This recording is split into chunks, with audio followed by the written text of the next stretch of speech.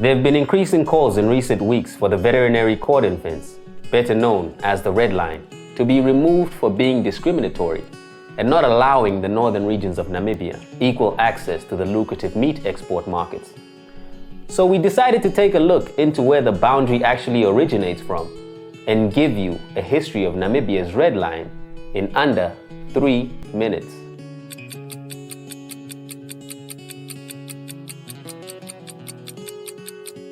The origin of the red line dates back over 120 years ago to an outbreak of rinderpest in 1896 in what was then German Southwest Africa. Rinderpest was a disease that affected cattle and posed a serious threat to the southern African cattle population at the time, but it was declared extinct in 2011. The first cases of rinderpest were recorded south of the Zambezi River in early 1896, which prompted the colonial administrator of German Southwest Africa, Theodor Ludwig, to order the creation of what was called the Northern District, which included the northern and parts of the central areas of modern-day Namibia.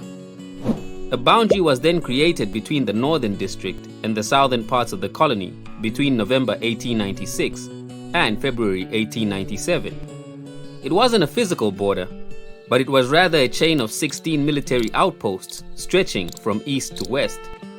This type of border is known as a cordon. The military was in charge of regulating the movement of people and animals along this new border. Despite these efforts, the disease reached the southern parts in 1897 and devastated the cattle population, particularly the herds belonging to the Ovaherero people.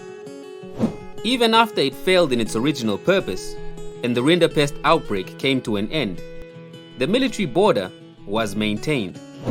After the Herero Nama genocide between 1904 and 1907, the German colonial administration created a police zone in the central and southern areas to protect its economic interests. After South Africa took over the colony in 1919, they combined the northern parts of the police zone border with the original cordon to create a new boundary. The border became known as the Red Line because it was marked with the color red on most of the maps since the 1920s. The Red Line only became a fenced border in the 1960s after an outbreak of foot and mouth disease in central Namibia, which is the main purpose of the boundary today. What do you think about the Red Line? Let us know in the comments below. And remember, learn, connect, grow.